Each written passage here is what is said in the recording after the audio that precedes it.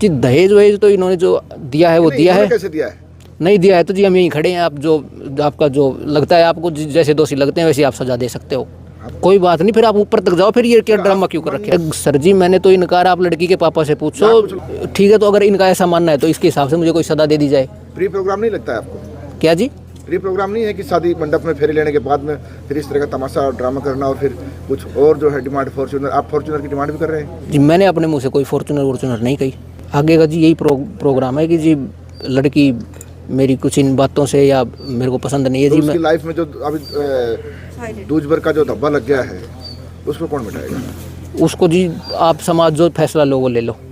अभी फ़िलहाल तो जी मैं यही कर रहा हूँ कि जी मैं लड़की को नहीं ले जा रहा। दहेज में कितने दिए वो भी बता दो उनको। आपको दहेज में कितने दिए? जी दहेज में 15 लाख 51,000 और कुछ 51 ऐसे करके, और उसके साथ काफ़ी सामान भी दिया है जी। गोल्ड वगैरह भी दिया बता रहे हैं? हाँ तो लाला गाँव है, वहाँ जाओ आप, रेड छापा सब कुछ मारो। कल का ही प्रोग्राम था, वहाँ से आप ले आओ सारे। यहाँ खड़े हैं हम, लाला गए हैं सारे। अब मेरे को याद थोड़ी रिकॉर्ड, दो अंगूठी पहनाई थी मेरे को सोने चांदी की, एक चैन पहनाई थी, उसके अलावा और काफ़ी सारा सामान जो वो लिस्ट वगैरह में बोला था घर पे रखा है वो। लाला गाँव है जी। क्यों छोड़ के आया? आप पहन के नहीं आया? आपकी शादी थी नहीं, तो आज पहन के क्यों नहीं ये तो अपनी मर्जी है जी। मैं तो अपने हाथ से पेन चलाना पसंद करता हूँ। ये चैन वैन गुट्ठी घड़ी अंडा भट्टी कुछ पसंद नहीं करता मैं तो।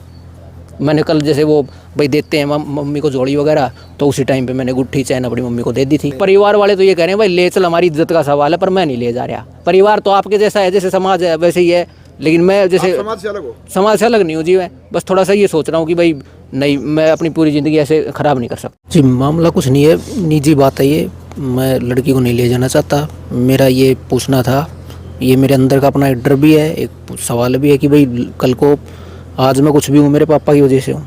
कल मान लो मेरे पापा को कुछ हो जाता है तो जब मैं अपनी जवाबदारी लूँगा तो उसमें मैं मान लो कल मेरे को पशु रखने पड़ गए, भैंस रखता हूँ, गाय रखता हूँ, तो क्या लड़की उसका काम करेगी? अब लड़की का ये कहना है कि मैं नहीं करूँगी, तो उसमें मैंने गुस्से में ये कहा है कि ठीक है नहीं करेगी तो मैं शादी नहीं करनी। और इस तरीके की अगर कोई बात होती है मान लो, तो 1 हफ्ते अगर तूने मेरे काम नहीं करती है तो मैं तेरे को मार दूंगा, ये मैंने बोला जी। मेरा मनी जो एक वो लड़का है उसके साथ मेरी शादी होने वाली थी। 23 तारीख को लगन गया था, तो लगन में जितना मेरी पापा दे सकते थे अपनी हैसियत के हिसाब से उन्होंने दे दिया। लगन में 15,51,000 कैश दिया था और गहने दिए थे, ऐसे कुछ जो भी होता है वो सारी चीज़ें दी थी, कम्बल लोई ऐसे कुछ। जब बारात में विदाई आने का टाइम, जाने मतलब विदाई का समय हुआ, तब जो दूल्हे की साइड के हैं उन्होंने मतलब कि उन्होंने डिमांड रखी कि मतलब कि जो लड़का है उसने कहा कि भाई है ना उसके अकॉर्डिंग भी उसको पढ़ी लिखी समझदार चाहिए थी, बट मैं वो मतलब उस टाइप की नहीं थी। इसलिए उन्होंने कहा कि भी अगर मतलब मुझे तो अगर मतलब है ना फॉर्च्यूनर गाड़ी ही चाहिए। मैंने BA कर रखी है।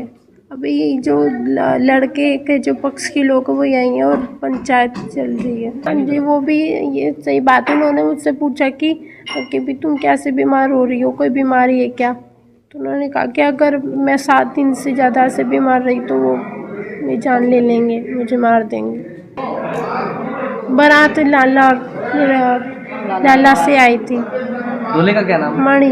मेरी और मेरे भाई की दोनों के बीच में एक ही बेटी है, और हमने हमारी गाड़ी खून पसीने की कमाई से लगभग 60 लाख रुपए लगा के बेटी की शादी करी, जिसमें 15,51,051 नकद, 11 तोला सोना, पूरा सामान, करीब 60 लाख रुपए के करीब मैंने खर्च किया। शादी होने के बाद, फेरे के बाद में लड़का कहता है, और इनका जो इनकी एक सगी मौसी, नाम पता ना मालूम, इनका ताऊ सतीश बिचौला, इनके पिता प्रदीप कहते हैं कि हमें लड़की से अकेले में बात करनी है। हमने कहा ठीक है भाई बात करो, हमें कोई दिक्कत नहीं है। तो मेरे भाई की उपस्थिति में मेरे भाई ने मुझे बताया, इन्होंने कही कि भाई फॉर्च्यूनर गाड़ी दो, और फॉर्च्यूनर गाड़ी दोगे तो लड़की ले जाएंगे, नहीं तो इस दहेज से पार पड़ने वाली नहीं है। फिर मैंने कहा कि साहब ये तो आपको पहले मांग बतानी चाहिए थी, लड़का नौकरी नहीं कर रहा, केवल पढ़ाई कर रहा है, फिर भी मैंने इतना दहेज दे दिया।